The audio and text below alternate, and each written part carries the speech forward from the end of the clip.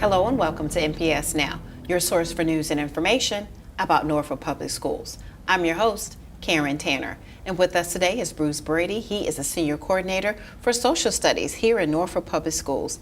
Welcome to NPS Now. Thank you for having me on the show. And I'm glad to have you on the show today to talk about social studies and some upcoming changes. Yes. And particularly in the biggest changes are performance assessments. Kind of tell us, what are the performance assessments and how are they changing this school year? All right. Performance assessments assess student knowledge by using other than through multiple choice questions. Students are very used to taking multiple choice tests, and the state SOL tests have always been multiple choice. But the Virginia Department of Education is encouraging us to have a more balanced system of assessment.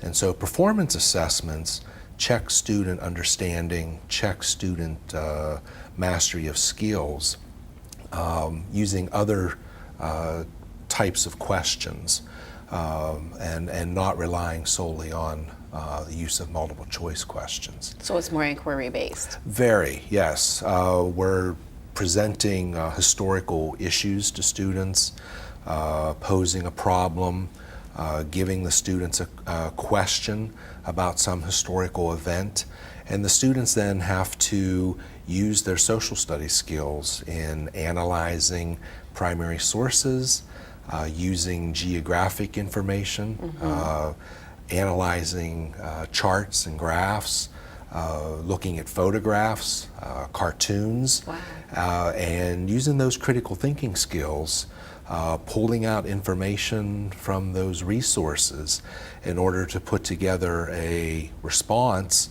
to that historical question. So how would this change how teachers teach in a classroom? Yeah. Well, there's going to be a big shift. It's no longer teaching so that students can recall, historical facts. Students can look up any historical fact they need these days just using Google on their phone. How will they receive training, or what will you all give them to be able to do this for the students? Yes, we started this past summer in providing training for our teachers so that they can, first of all, shift in their instructional approach so they can teach through historical questions. Instead of just providing students with historical facts, we now want to provide students with those historical questions and provide them with the resources to investigate, to design skill-based lessons, inquiry-based lessons. So the students are doing the investigation. The students are discovering the information and preparing a response. So we've been training teachers to do that. We've also been training teachers in how to read and assess student performance, because it's no longer just scoring a multiple choice question, but teachers have to be able to score a student written response. And so a part of the performance assessment is using rubrics to determine the level at which the students are performing. How will this benefit students doing this inquiry-based performance assessment? Right. The benefits are immense because students will now be learning those lifelong skills that will benefit them in their critical thinking. Students will be analyzing written material. They'll be analyzing and interpreting visual material like cartoons, photographs. They'll be required to look at maps and interpret the geographic information that's there, interpreting and analyzing data.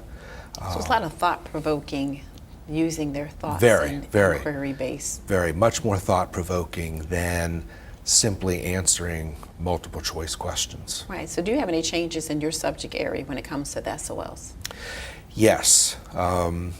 Students will still take the SOL test as they have been taking over the past 20 years. Virginia Studies in grade 5, civics in middle school, And then we have 4 high school credit-bearing courses that have an SOL test: World Geography, both World History 1 and World History 2, as well as U.S. History.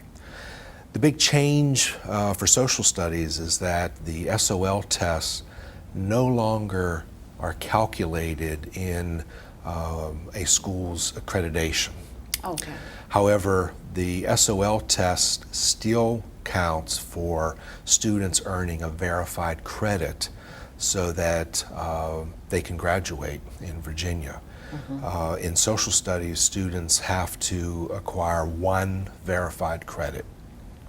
And you earn a verified credit by passing the SOL test that accompanies a social studies course.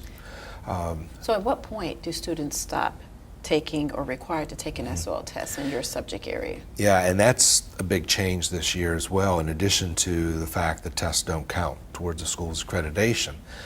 Once a student has earned the number of verified credits that they need for graduation, then we cannot test them any longer.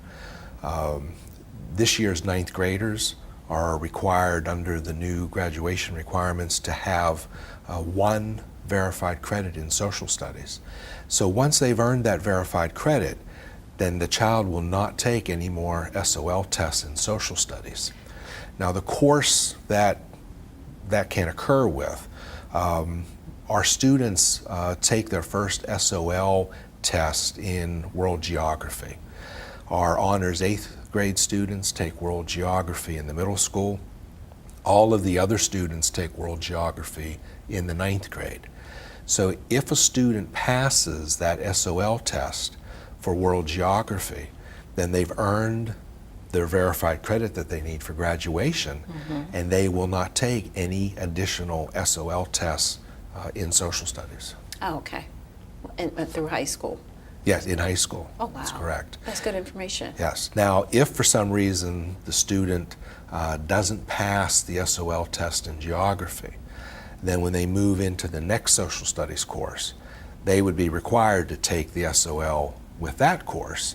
And if they pass the SOL at that time, then they will no longer take the SOL test in social studies. Glad parents heard that. Yes.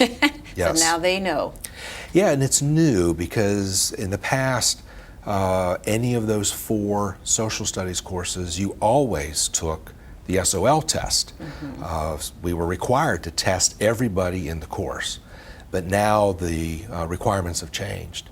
And so once a child, they've successfully taken the SOL, they've earned the verified credit they need for graduation, then they stop testing in social studies. So they need to work hard to make sure they pass that. Yeah, do it the first time. First time, and then you're done. Yes, be successful, and then Good. you can forget about SOL I'm glad we testing. stressed that. Yes, For yeah. students and parents. Yeah. Bruce, thank you for coming on the show today to talk about social studies, and have a great school year. Thank you very much. And we want you to stay tuned for more NPS Now.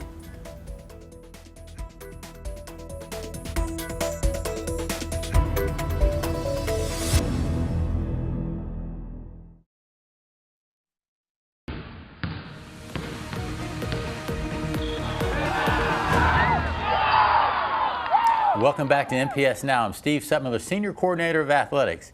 Today in the studio, we have Coach Hank Sawyer from Lake Taylor High School. Coach, welcome. Thank you, Steve. We have you down here. It's June, but we're going to talk a little bit about football because it's around the corner. Coach, we just finished up with all of our coaches and in service with USA Football. So talk about the involvement of Norfolk Public Schools and USA Football, and what is USA Football? Well, USA Football is an organization that you get certified in, and the bottom line, it all deals with safety, helmet safety, shoulder pad safety, to do the correct drills, making sure kids get in shape, making sure coaches have the background knowledge of maybe, sudden cardiac arrest, or getting the kids acclimated to the weather. Some weather's hot, some weather's cold, and getting them ready. It's a real good, and it's nationally certified program. And I said the other night we had a conference, about USA Football. I've been coaching for 40 years, in the last 3 years, I found out I was doing a whole lot of things wrong as far as the safety part of it, or the part that the kid takes off the field where he maybe complain to his parents, he may have a concussion, he may have a shoulder injury, that type of thing, so that the kid can feel confident in the coaches that they can go to them and talk about things. Okay, so that's a good lead-in. So talk about what the coaches learned. And we know there were 4 courses. 4 courses, So- concussions being number one. It's state mandated, which is a great thing, but it's also, that's the first thing probably that could happen, is a concussion. You could get a jolt to the brain, and it could be just may not have to be a big blow. It could just be a shifting or some contact. Then you have sudden cardiac arrest. Then you also have the blocking, shoulder, helmet fitting, shoulder pad fitting, and it tells you all about those things, how to measure kid, correct helmet size, shoulder pads. Okay, and then that you mentioned that last one, the heat illness. The heat illness, heat illness. Kids, stayed in, especially in football. Kids been in air conditioning all summer, and then they come out there and they dehydrate or they have a heat illness, and the coaches can be the first one to recognize that. A lot of times we say we have trainers, but we have 100 kids out there. Sometimes the coaches have to assist. Right. It's just getting kids acclimated to the weather. Now's a good time in June here to get acclimated to the heat, as well as when it gets cold, getting acclimated to the cold weather. All right, Coach. So we got these courses done. We got the clinic going. So let's talk about Hank Sawyer's involvement with USA Football. 3 years ago, we were able to send you and Coach Cotton to a conference in Indianapolis, and then we've been able to continue that. With that continuation, you've been asked to be involved a little bit more at the national level. Yeah, well, they asked me to. They have some questions or some areas, and they want my expertise on how you feel about it, being firsthand with the kids, to put it on. What's most important, we put it on display at the conferences. The conferences is just unbelievable. It's just any question you have, they can answer it at the conference. And it talks all about, building relationships and networking with other, football coaches, with other experts, medical people, personnel, doctors and all, so that we can, prevent or do all the necessary things for safety. With concussions, when we first started out 3 years ago, they used to call it heads up. And they focus on heads up so much about getting the head out of football, that it actually put the head in more because of the title say heads up. And, teaching the kids how to, play football naturally and do the right things. And then they won't have to focus on the helmet, because if you teach them the right drills, the right technique, the helmet's going to automatically come out of it, So I really like that about it. So no longer do we talk heads up football with USA. We talk about USA Football, proper technique. The bottom line is safety. Okay.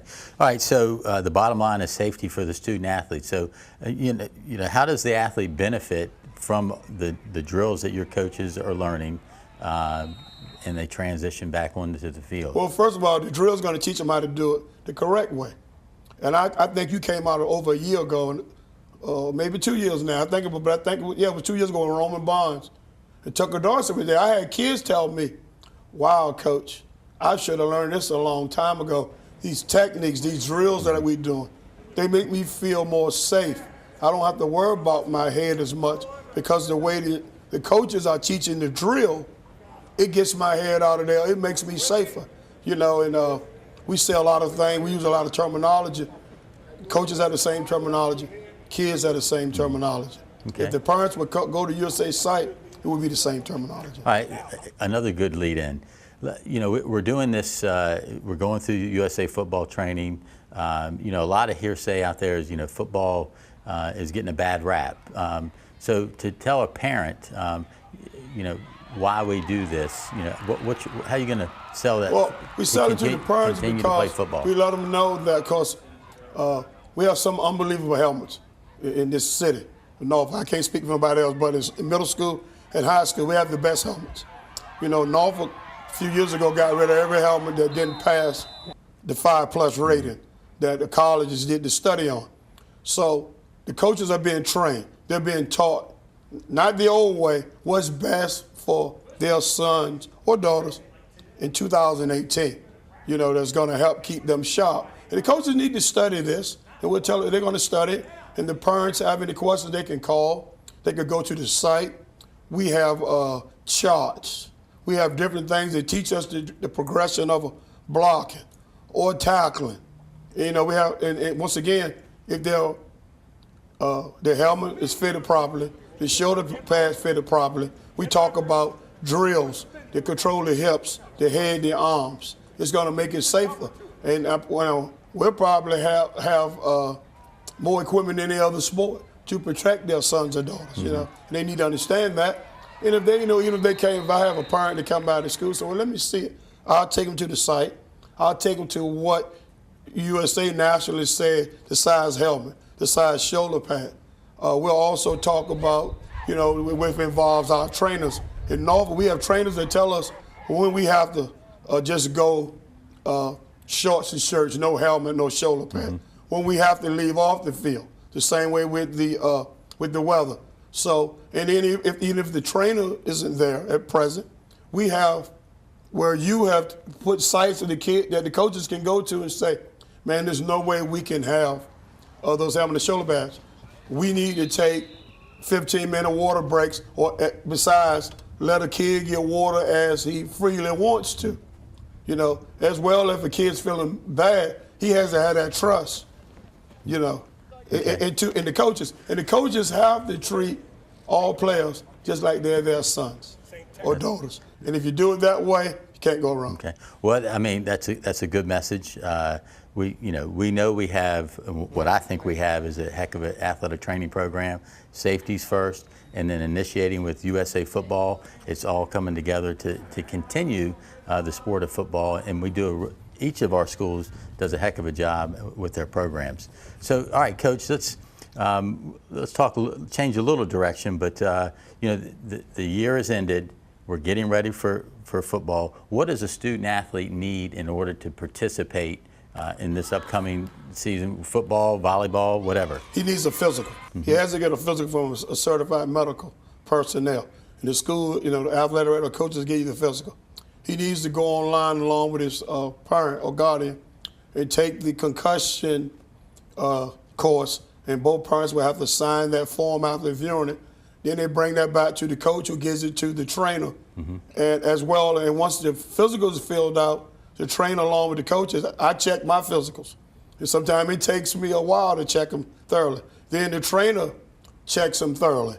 And now's the time to get the physical, because if they had a physical last year, they're still doing preseason workouts on that physical, but you can check the new physical, because sometimes new things happen. Right. Also, you have to make sure that we have an asthma pump on file at school, and the trainer a lot of times will tell you if it's getting empty. And we'll stop them, we'll set them out. The whole line is USA football is just like the concussion thing. When in doubt with any of it, set them out. Okay. Coach, good information. And I just want to make one little plug. Those physicals have to be dated after May 1st, 2018. Yes, They're they good do. for the whole year. Yes. So we hope the student athletes are out there going to follow that, and we think we'll have a good upcoming season, because we're putting in a lot of safe measures. So, Coach, I want to thank you for coming down. Well, thanks for having me. Good luck in the upcoming season. Thanks for having me. I'm a big advocate for USA football. There's so much information. It's one of the greatest clinics I've ever attended, and I've been coaching for 40 years. All right, great. All right, more NPS Now after this.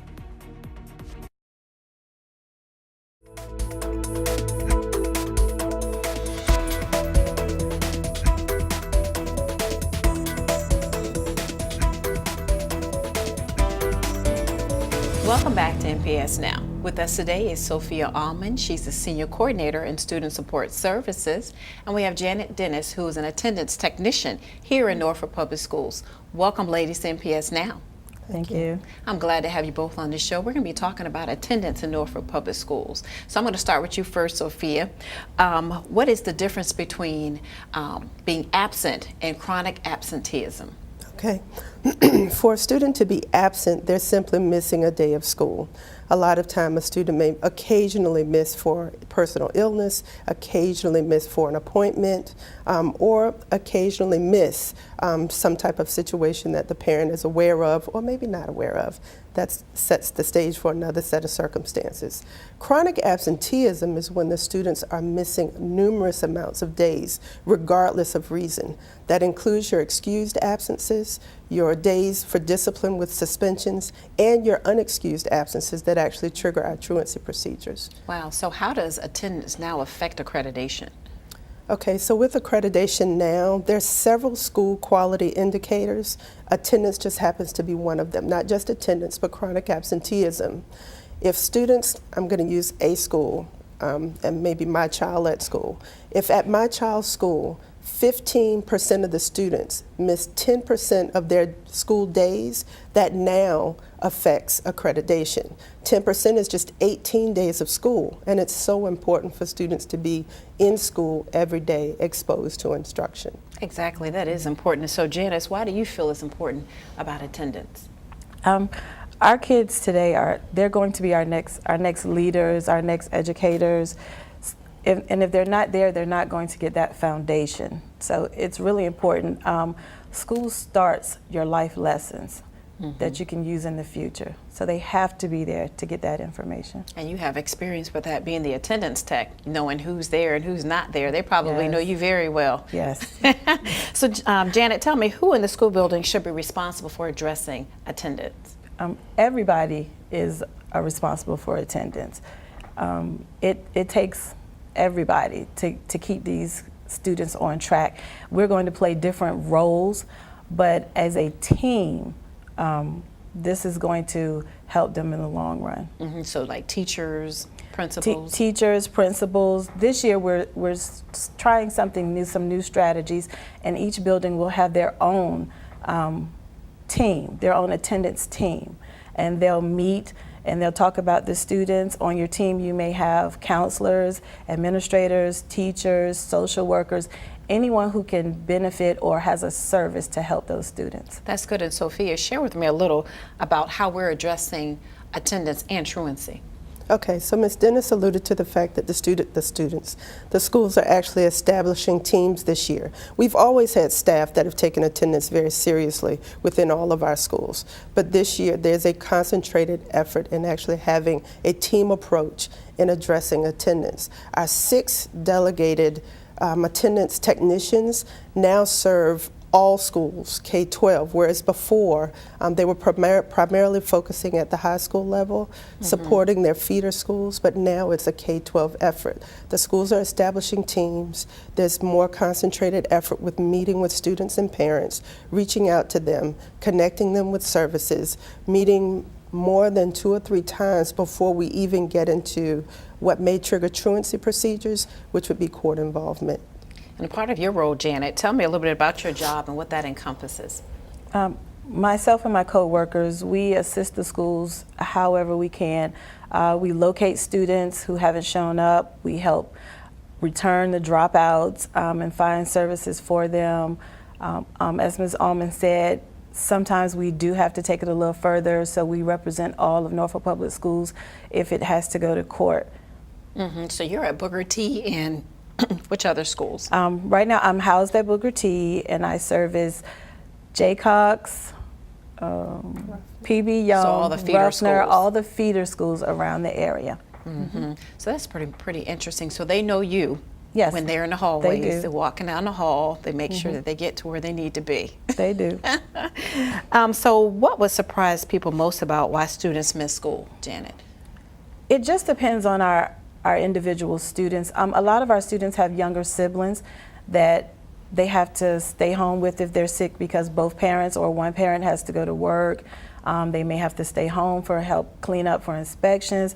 They may not have clean clothes. So there's a long list of reasons why our students aren't able to come. But right now it's our job to find some solutions to help get them back into the schools. And you think it's working? We're going to see. We hope so. Great. We Great. hope I'm so. glad we're having this conversation because it's important for parents to know, and some parents may not know that some students are having problems or some teachers getting to school because they may not have discussed it. So it's good that we're having this conversation. Sophia, where can students and parents find more information about attendance and truancy and your policies? I know we have student code of conduct that goes home, but what are some other resources and information they can learn from? So I was going to mention the student handbook. Personally, parents can actually reach out to our attendance technicians that are assigned to clusters, the school counselors, and the school social workers. The Virginia Department of Education website is also another good resource for other school divisions, school personnel, and Attendance Works. That website, attendanceworks.org, is another resource that for educators, parents, community leaders, anyone who's trying to partner with Norfolk Public Schools to address attendance, making sure that our students are present for instruction every day. Great. Thank you both for coming on the show today to talk about attendance and what we do here in Norfolk, and have a great school year. Thank you.